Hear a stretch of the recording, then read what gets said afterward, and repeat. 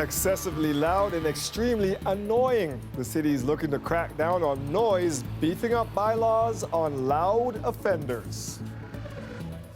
One of the biggest culprits, those noisy, souped-up motorcycles. Right now, they are not regulated under City of Toronto bylaws. But Chris Glover says that may change. He's just some idiot. Squealing tires and a plume of smoke in Liberty Village. A video of this burnout surfaced online yesterday, as if on cue to illustrate the problem Mayor John Tory wants to crack down on. It is just the least defensible, the least explainable, the least acceptable, the most inconsiderate kind of noise that can be. He announced a new noise enforcement team of 24 bylaw officers armed with noise readers to patrol for excessively loud vehicles. We're going from a more subjective measurement to really an objective scale, so we can forensically be able to use the new tools that the bylaw has, so it'll stand up in court. I hate those things, so I think that's fantastic. I can't stand the sound of loud things driving by my house or in a place. I'm sensitive to sound and I find it disturbing. Is that the best use of resources? What do you think? Let's find out. Modified exhaust pipes that make a motorcycle louder than 92 decibels, for example, would get a ticket. The city may even introduce the audio equivalent of red light cameras like they have in Edmonton Station to catch loud offenders. The police welcome the high-tech help. This is a perfect example of where the City of Toronto has the legal ability to go out and do this without using police officers to do it. At a motorcycle repair shop, many felt unduly targeted, some even suggesting loud exhaust pipes are added for safety. The reason we have our bikes modified to be a little bit louder is just so that cars can hear us if they can't see us. The motorcycles just rip past my apartment every night, all night. We talked to a motorcyclist who said that the reason why they're that loud is for safety, so that other vehicles will hear them. What do you think of that? I have no problem with electric vehicles that you can't hear whatsoever, so that's it. So you're not buying it from the motorcyclist? Not buying it. And while they won't catch everyone, some hope it'll accelerate change. I mean, we don't always get caught for speeding, but people are a little bit more aware and try not to. How about that guy doing the burnout in Liberty Village, though? That was ridiculous, and he should have been charged for something. So, Dwight, I'm at Yonge and College, and this city map is one of the locations where they receive the most complaints as to noise violations. And with these changes, there will also be that enforcement power that there are 24 bylaw officers that will be working 7 days a week, and they will be working 20 hours a day. So they're hoping that that coverage will help to not just change behavior, but also enforce these new rules. Thank you, Chris. Lots of noise coming out of City Council today, from childcare funding to road safety to security at the building. We have all of today's developments for you in just a few minutes. As we all know, planning a wedding can be a stressful endeavor. Now imagine the big day is fast approaching and the shop where you bought your dress is closing for good, and you don't know if you will get your gown. Ali Shiasan is outside a shop on St. Clair West that has left a lot of women scrambling today to find other dresses, Ali, and many of them are already out thousands of dollars. That's for sure, Dwight, because a lot of these brides didn't just buy their wedding dress here. They bought the bridesmaids' dresses here, the dresses for the mother of the bride. Jolie's bridal shop offered it all before it abruptly closed. I felt so happy. It was perfect. It was elegant. Tashana Halstead tried on about 30 gowns before finding her dream dress at Jolie's Bridal. I kind of just found it by just searching St. Clair West, and they were like one of the first ones to pop up. And they didn't have any really negative reviews at the time. She found the dress for her and 4 bridesmaids back in April, all paying in full. The store owner told her she'd get a call when it was time for alterations. Weeks went by. Fast forward to yesterday, when she rolled up to Jolie's and saw the notice on the door. I guess they weren't paying their rent since, I believe, March, and I purchased my dress in April. Tashana says she's out around $3,000. I saved money for this dress, and to have someone just take it away is just not fair. So it's just sad that I have to go through the process again and then have my bridesmaids involved. It's just not fair. I definitely know how much it meant to her when she told me that she found it. So being here to support her, it definitely it gets me right here, for sure. My wedding is in like 3 weeks, and most bridal shops don't return, like they don't have a turnaround time that fast. While the soon-to-be newlyweds try to track down their dresses, we tracked down the owners to no avail. They didn't answer the phone or the door at home. I think I just heard the door lock. Hi there, I'm not sure if you can hear me, but we're from CBC News. We just want to get your side of the story. About the bridal shop closing? Nothing. The same silence many of their clients face, some venting on Facebook, others to Toshana, who's become a point of contact since she's gone public. Wow. Oh gosh. Okay. I just hope that more brides that shopped at Jolie Bridal are aware of this now, so that they can take the proper action into like getting their dress. They're considering legal action. Right now we're focusing on our wedding, and then we'll definitely be pursuing that because they are affecting our lives negatively. If I don't get that dress, I just need something to wear down the aisle that is still emulates the same feeling that I had when I wore that dress. Now, I spoke to one of the store's dress suppliers, and they confirmed that they do have open orders for Jolie's bridal shop. They just need to know who these dresses belong to, and they need the store's records in order to cross-reference each order. But unfortunately, so far, they tell me they've been getting that same silent treatment from the owners. I'll send it back to you, Dwight. Yeah, that's really unfortunate. 3 weeks to go before your wedding and now have to deal with this. Thank you for that, Ali. Drivers, prepare to hit the brakes. The city has just passed new road safety measures. Vision Zero 2.0 aims to lower speed limits on streets across the city, but as City Hall reporter Lauren Pelly explains, advocates worry it won't prevent enough deadly crashes. She joins us live now from City Hall. So Lauren, take us through the changes for this new plan. Well, in many ways, this is a step forward. It calls for more crosswalks as well as photo radar, which city officials believe could be in place as early as December with provincial approval. But the big change is lower speed limits in areas across the city. Now, in some spots, 60-kilometer-per-hour roads could drop to 50, and 50-kilometer-per-hour roads could drop to 40. The areas that could change include stretches of Eglinton, Finch, Islington, Steeles, Warden, Yonge. In other words, this is quite a far-reaching approach. But it's a street-by-street analysis, and that means it's not a universal across-the-board drop in speed limits. And that's something that road safety advocates say doesn't go far enough. We think that this is a good thing. This is a good step forward. Is it going to get us to achieving Vision Zero? We don't think so. We're maintaining fatal speed limits is one of the primary things, I think. So to maintain speed limits of 50 kilometers an hour in areas like Scarborough that have the heaviest brunt of pedestrian death, when you're struck by a driver traveling at 50 kilometers an hour, that's an 85% risk of death. Advocates also tell me the death toll shows that the millions invested so far in Vision Zero aren't working. This year alone, nearly 30 people have been killed on Toronto's streets, including more than a dozen pedestrians. Now, Mayor John Tory earlier today, he defended the city's plans, saying they could bring that total closer to zero.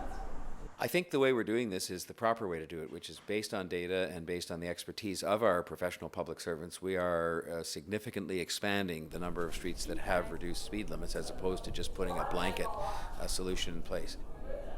And Lauren, there's also another safety issue coming up at Council this week, and it ties back to the shooting at the Raptors Parade. That's right. One city councillor is calling for more emergency training as well as regular lockdown drills. And this is after 2 lockdowns at City Hall in less than a month. The first of those happened in June at the Raptors celebration in Nathan Phillips Square. There was a shooting, 4 people were injured, and footage of the incident showed people scattering through the area. Nearby in City Hall, the building was placed on lockdown and employees were told not to leave the premise. Now, again, in July, there was another lockdown after a gun call near City Hall. So I spoke to a counselor who calls for more of this training, and he says it was a confusing moment for people stuck inside the building. Here's why. In the moments that passed, it became apparent that this was something that was significant. There was a significant event taking place. The security, corporate security, came over the PA, and there was a lot of confusion. So there was a tension in the room. You could feel that. Councillor Brad Bradford says he hopes more training, resources, and annual drills could reduce some of that confusion, though of course he hopes this type of incident doesn't happen anytime again soon. And that motion is coming up for debate likely tomorrow afternoon. Dwight? Lauren Pilley at City Hall for us tonight. Thank you, Lauren. The future of more than 3,000 new daycare spaces in Toronto is in jeopardy after the latest provincial government cuts. As part of the city's childcare growth strategy, there are 51 childcare projects with over 3,000 spaces for young children, slated for completion in the next 3 years, that may have to be abandoned, the blueprints left on a shelf, because the Ford government has broken a promise to provide the necessary funding for those spaces to operate. The PC say they will not be covering operating costs for those capital projects, which would have opened over 3,000 childcare spaces. The previous government promised to fund the projects, but the PCs say the Liberals never attached a funding figure to that commitment, adding the outgoing government was making promises that it couldn't keep. The province now wants the city to commit to paying operating costs for the new centres, something the city says it can't afford to do. The province wants an answer by August 30th. Council is asking them to push that back until the end of October. Your ears, where are they? That's right, that's your ears. What goes through your mind when you see that video? Just how happy he is, how happy he makes me, that I'm glad I can take care of them and they're safe here and they know they are.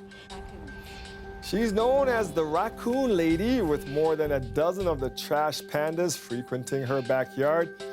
You want to stick around for this story coming up after weather.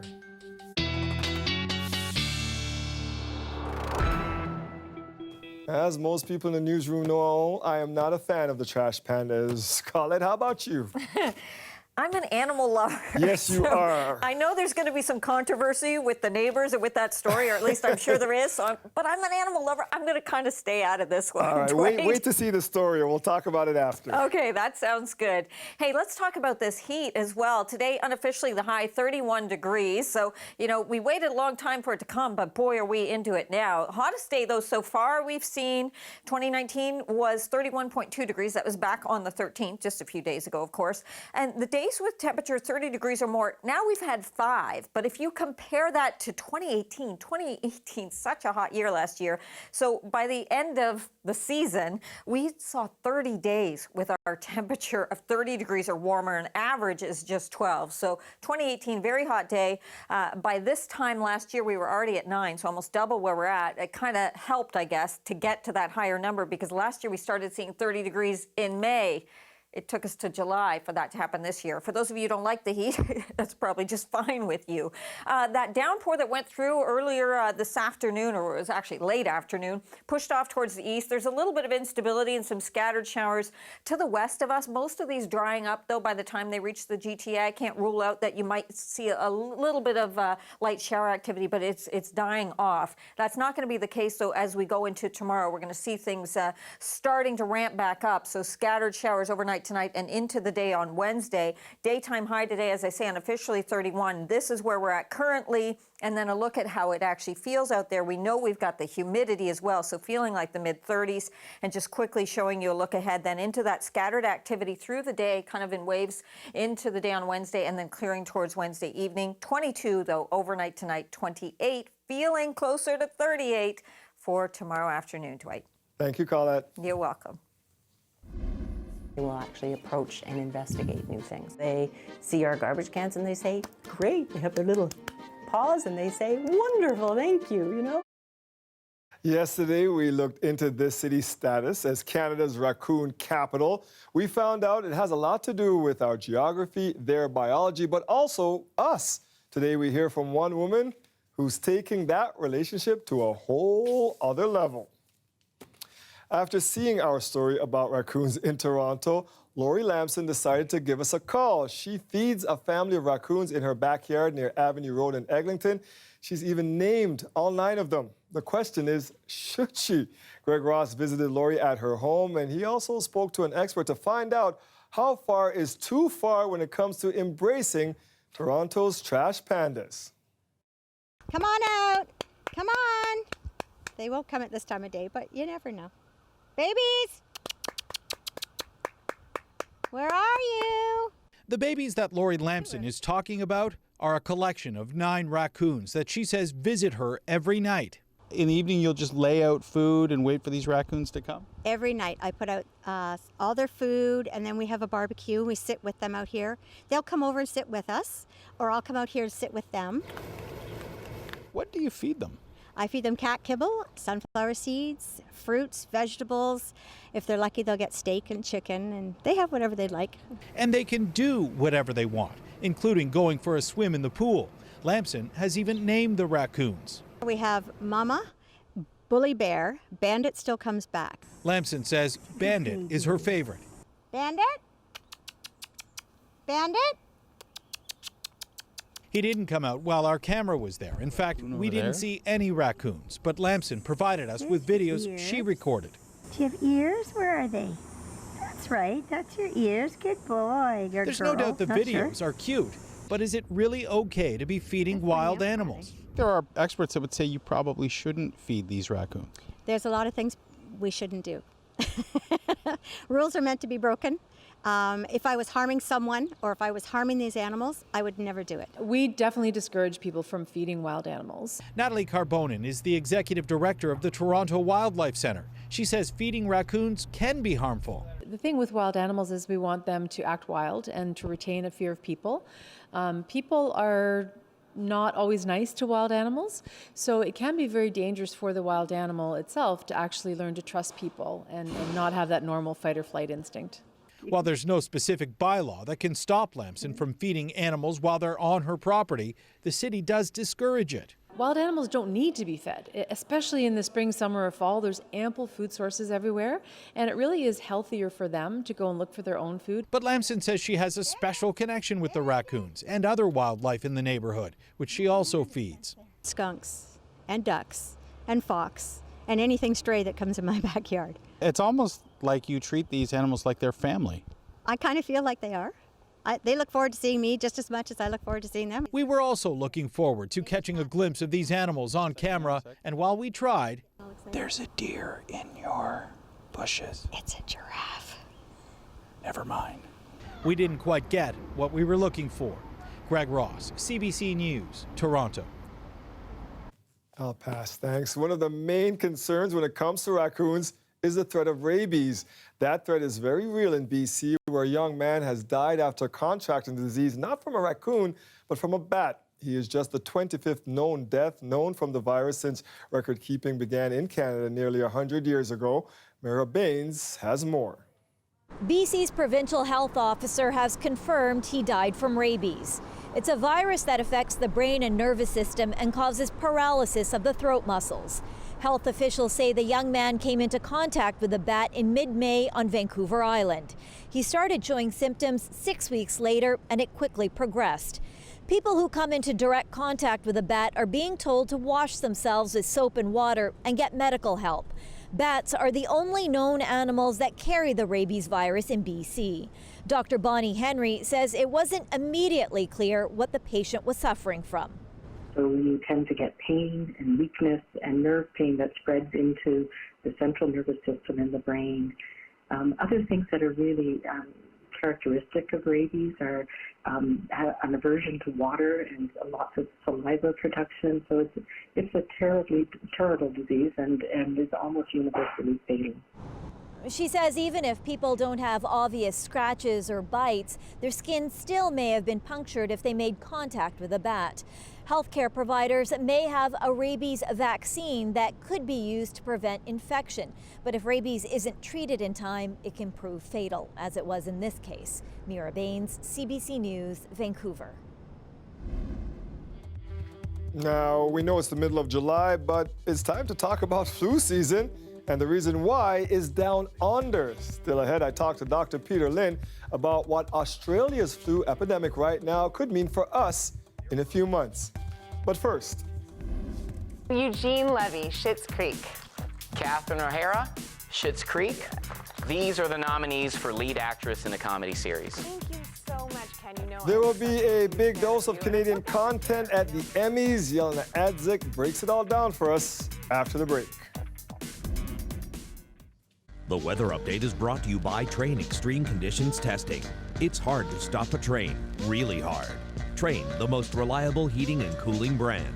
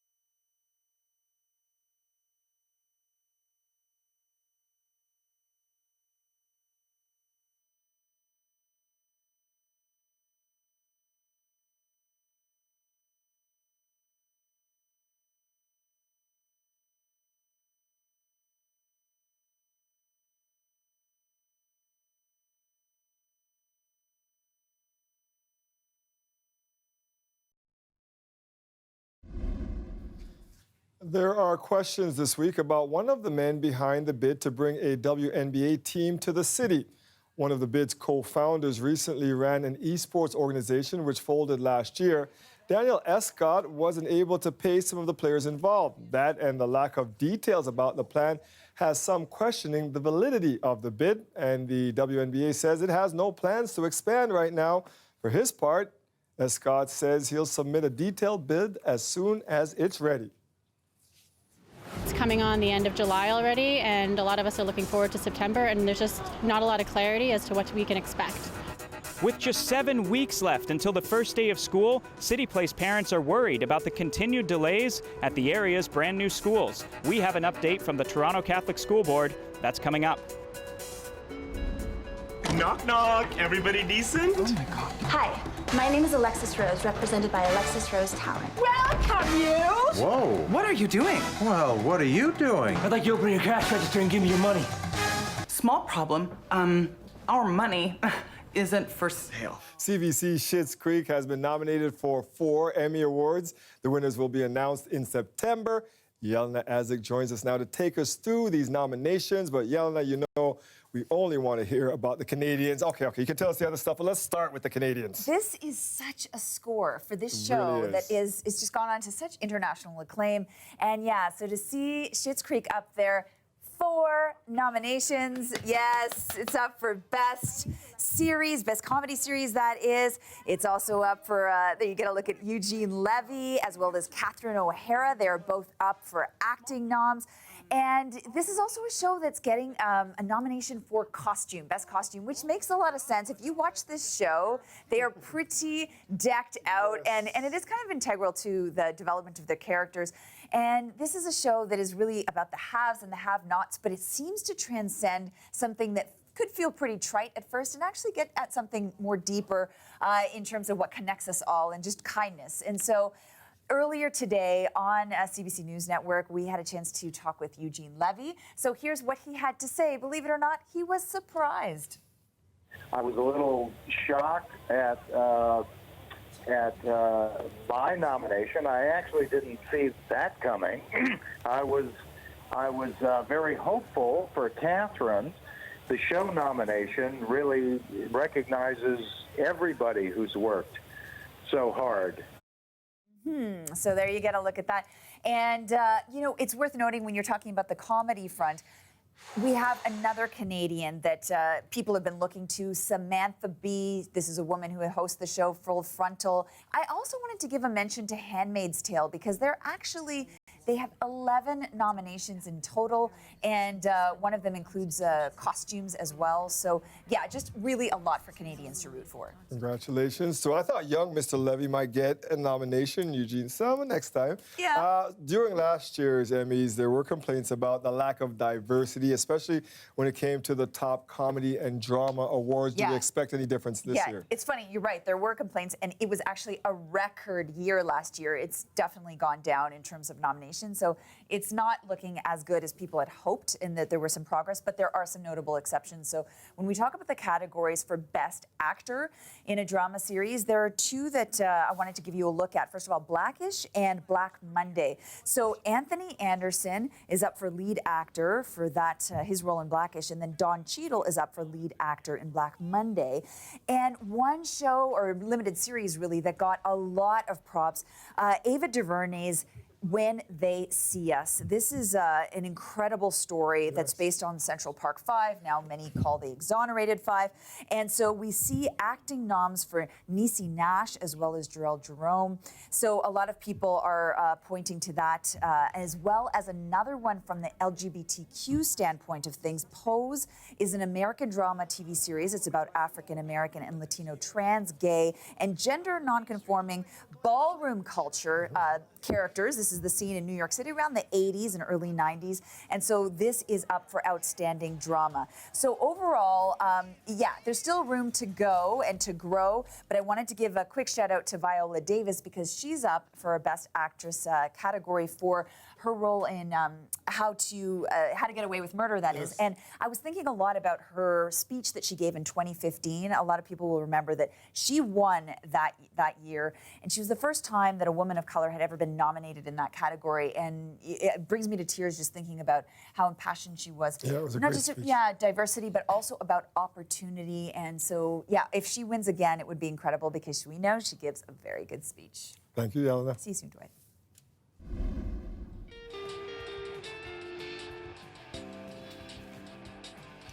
It was set to be headlined by Aerosmith, but it seems the promoters behind the bungled Roxodus Music Festival were the ones living on the edge. They filed for bankruptcy after the break, how much they owe, to whom, and what that means for fans who still haven't gotten their refunds back. Stay with us. We'll be right back.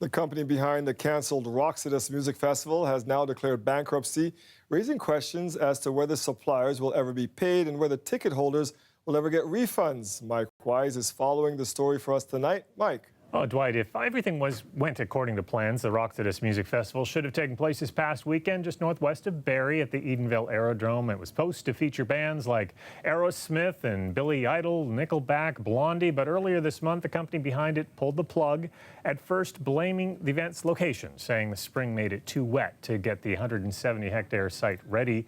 But bankruptcy papers tell a different story.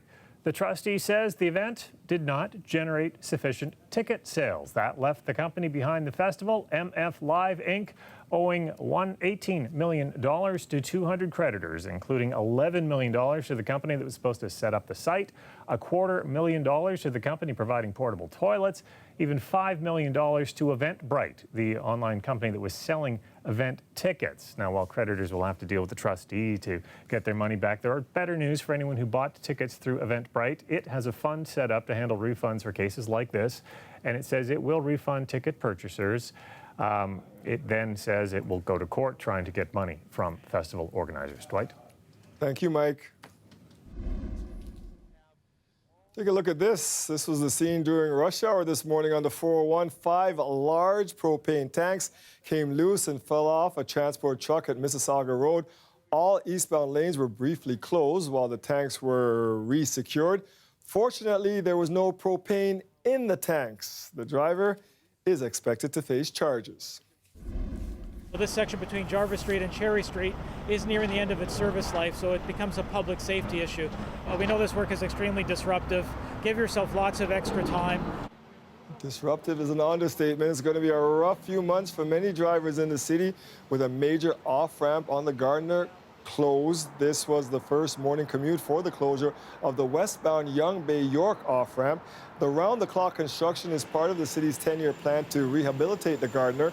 The westbound on-ramp at Jarvis will also be closed between midnight and 5 a.m. until the end of the month. The construction is expected to end on September 16th.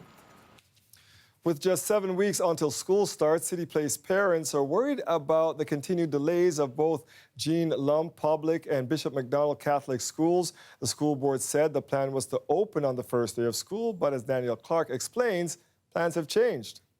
Both myself and my husband work full-time. I have 2 children, so that would require 2 drop-offs. Like many working parents, Colette Abbott has children in daycare. She says the City Place delays mean she's facing a logistical nightmare come September. I'd say easily an hour in the morning and an hour in the evening. So that's 2 hours out of my day. And the whole reason we moved to this area and we like this area is because we can walk everywhere. Both Catholic and public schools were supposed to open here in the fall. But the school boards say strikes by subcontractors delayed the projects and no official timeline has been released. If anyone's undertaken a major renovation or bought a new house, very rarely does it go according to plan and on timelines. Some parents are worried about overcrowding for temporarily relocated students. We do believe it does have enough space at Nelson Mandela Park Public School. We chose that school because of the additional space to take on this additional school. We've now learned from the Catholic School Board that Bishop McDonald, also under construction at the City Place site, is now officially delayed.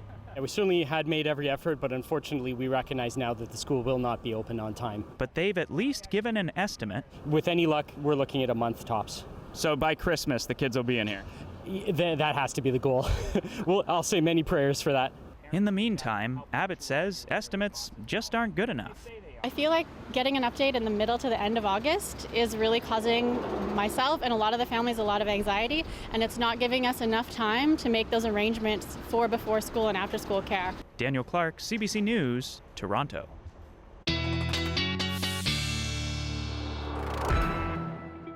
Colette, we waited for so long for the heat to get here. Can we start complaining about it yet, or is it still too soon? You don't ever get to complain about it, or not around me. I don't know how you feel about that.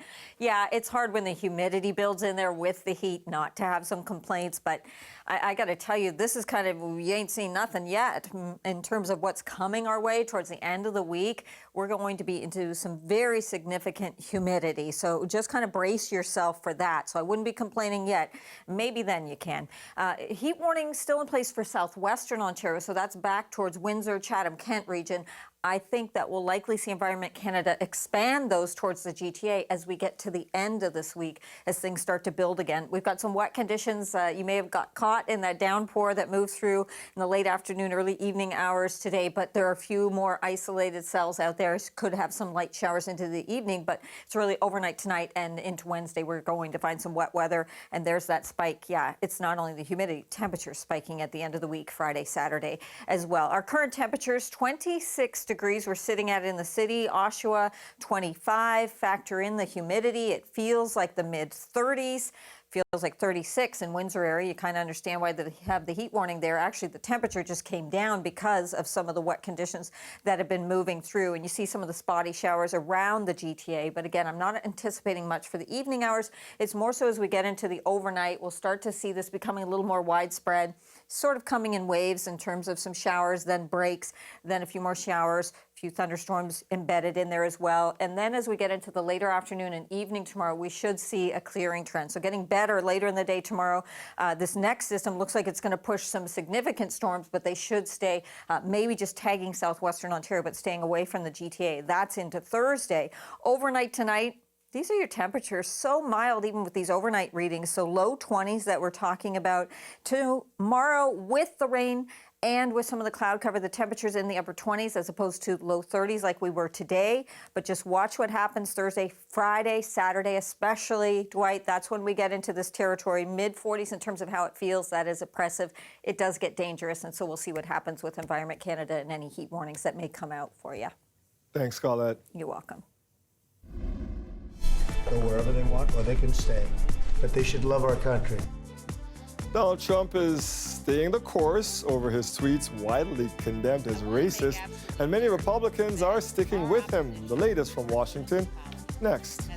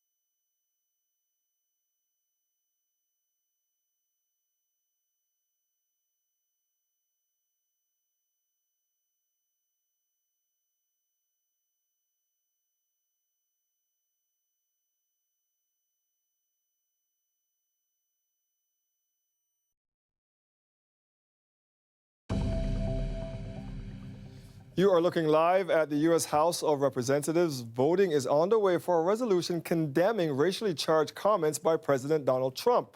Democrats say his attacks on 4 of the party's congresswomen are racist.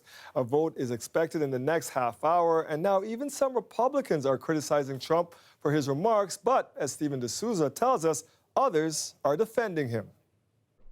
After posting on Twitter this morning that his tweets attacking 4 Democratic congresswomen of color were not racist, and tweeting that he didn't have a racist bone in his body, Donald Trump repeated where those women should go. It's up to them. Go wherever they want, or they can stay. But they should love our country. They shouldn't hate our country. The women Trump attacked are all newly elected and highly critical of his administration. All but one were born in the U.S. Trump equated their criticism of policy with hatred of America. It's up to them. They can do what they want. They can leave, they can stay, but they should love our country, and they should work for the good of our country. Trump's attacks were universally condemned by Democrats. Senator Elizabeth Warren said Trump is stirring up hatred because he thinks it'll serve him politically. Look at what he's done. It's racist. What he's done over and over and over. It's not the first time. Destructive, was demeaning. While some individual Republicans came out against Trump, GOP leadership backed the president. Well, the president's not a racist. From the president to the speaker to freshman members of the House, all of us have a responsibility to elevate the public discourse. Our words do matter. Were the president's tweets that said go back racist? No. I believe this is about ideology. This is about socialism versus freedom. As Republicans defended Trump by attacking the congresswomen, Democrats pushed to condemn the president. They pushed a resolution that says the racist comments legitimize and increase fear and hatred of new Americans and people of color. These comments from the White House are disgraceful and disgusting, and the comments are racist. Trump called on Republicans to stick together and vote against the resolution, and it appears they're standing by the president. Stephen D'Souza, CBC News, Washington. Engines on. 5, 4, 3, 2, 1. All engines running. Launch commit. Liftoff. We have liftoff. The thunderous beginning of a journey into history. 50 years ago today, Apollo 11 left Earth for the moon. Still ahead, we will look back at the mission and the colossal effort that made it all possible.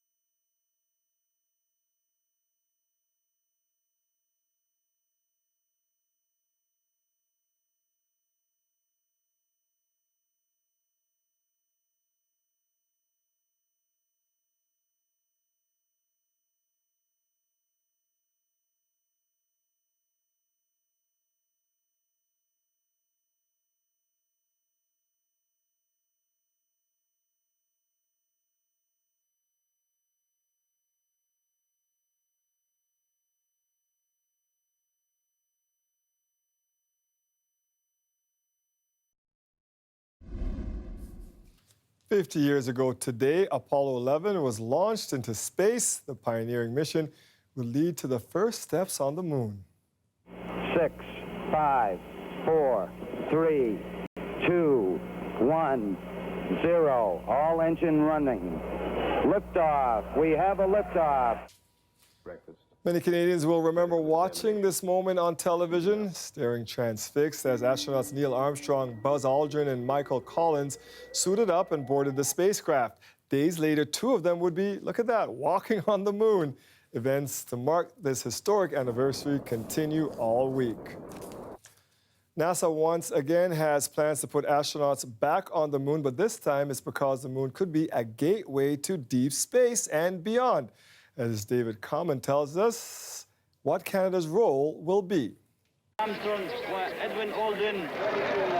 Even at the dawn of moon exploration, Canada was there. Sure, it wasn't our flag being planted, but the legs for the Apollo 11 spacecraft, they were built in Quebec. Around the world, people were captivated, amazed, inspired. I remember very vividly looking at the black and white picture and taking a black and white photograph with my little Kodak and I still to this day have this photograph. Really? Really. Jules Leclerc was just 10 then, and that moment changed everything for him. Today, he's the Director of Operations for the Canadian Space Agency. The Apollo program was not just a dream of engineers. I mean, it was really a national ambition that was shared with the rest of humanity. So I think if we will have the same kind of ambitious goals set for us going back to the moon, and this time going back for good. So this is the moon? This is apparently an analog for the moon. And a mock surface outside Montreal is where Canada is test running its own contribution. Ken Podwalski runs Canada's contribution. The plan goes like this. Just 5 years from now, NASA will put an astronaut back on the moon. At the same time, it'll launch the makings of a new space station, 1,000 times further from the Earth than the ISS. It'll be called Gateway, and in 2026, the latest variant of the Canadarm will be added, an inchworm moving across the moon-orbiting station. That's going to open up and go into longer missions, basically in the objective of proving that we can go to Mars. I mean, how does the moon help us in that pursuit? The idea here is we're putting out a waypoint. So with the Gateway, we'll be able to establish a permanent presence closer to the moon, and then that will give us an intermediate point for then if we want to go beyond that. Going all the way to the red planet is bold, a 7-month journey from the moon. The thing that gets me most excited is actually learning to work and live on another body. I mean, we see the moon travel through the skies every night. I mean, it's been a dream of mine. Why aren't we there yet? David Common, CBC News, Saint-Hubert, Quebec. On behalf of the crew of the International Space Station, we hope you'll join us in celebrating the 50th anniversary of that giant leap for all mankind, as we look towards the next giant leap on our endless journey to the stars. A message from 400 kilometers above the Earth. Even the busy crew of the International Space Station took some time out to reflect on the 50th anniversary of the Apollo 11 launch. Stay with us. We'll be right back.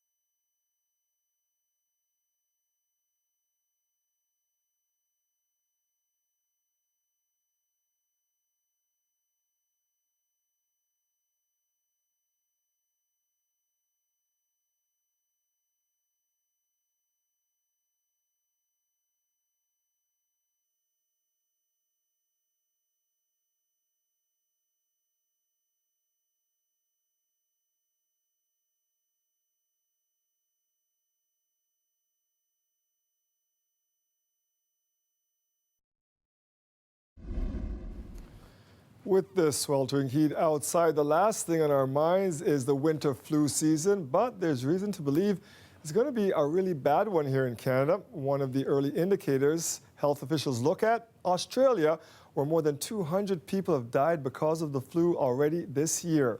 Australia usually averages a couple of thousand cases of flu each month. However, take a look at 2019, tens of thousands of cases a month, including 50,000 in June alone. And hospitalizations overall are 3 times what is normal.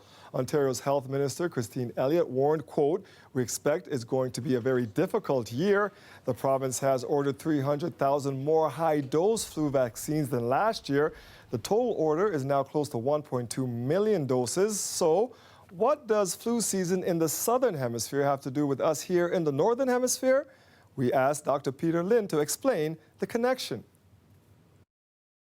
Here we're thinking about sunscreen and stuff like that, and now we're talking about the flu all of a sudden.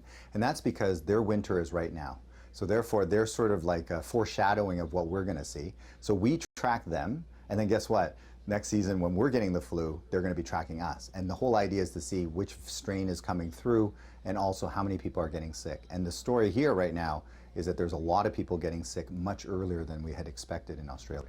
They have it earlier, and there's also high activity there. So you're saying that that could resemble what we will see come October, November here in Canada. Right, and then the people, sort of Canada and Australia are very similar cultures. Like in other words, we're similar in terms of our economics, how we make money, how we interact with each other. So therefore, we're expecting similar things.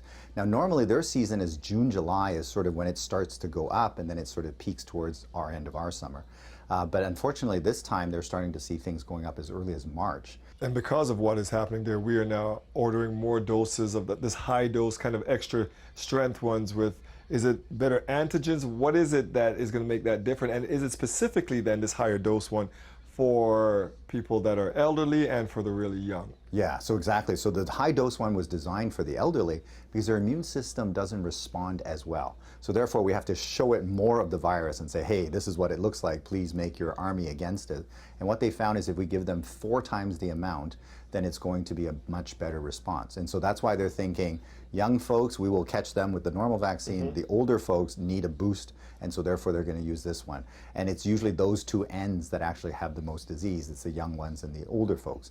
And so that's why they're ordering these vaccines up to make sure that we cover. Because last year, when we first introduced these high-dose vaccines, we were sort of running out because we had so many people coming in for them. They don't want to be in that situation, and that's why they're increasing their orders. Government also doing ad campaigns to try to remind us to go get this shot. Is that also to then combat some of the myths and the anti-vaxxers out there who still don't want to get this shot? Yeah, so the folks that won't want to get the shot because they're anti-vaxxers, they probably still won't get the shot. But then they're trying to go after the groups that are kind of iffy, you know?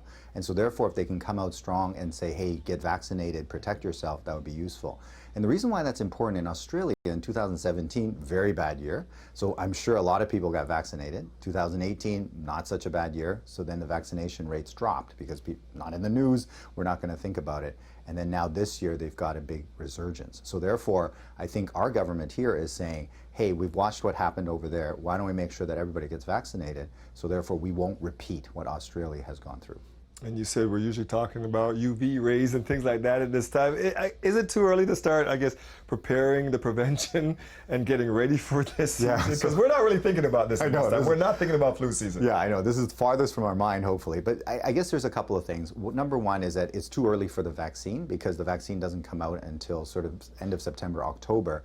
And remember, these vaccines take a long time to make. And so that's why they're sort of giving a guess as to which virus is going to be in there, and then they try to produce. So getting a shot right now, it's going to be last year's vaccine, etc. So that's probably not a good idea. However, all the preventative stuff, if you're going on an airplane to fly around, if people are sneezing around you, you know, turn the other way, you know, all that stuff, you know, the dirtiest places not to put stuff into on the airplane, those are all important things for us to do. We can do that year round. Yeah, exactly. And just remember, the virus needs to get inside you. So if I have it on my hand, it can't hurt me.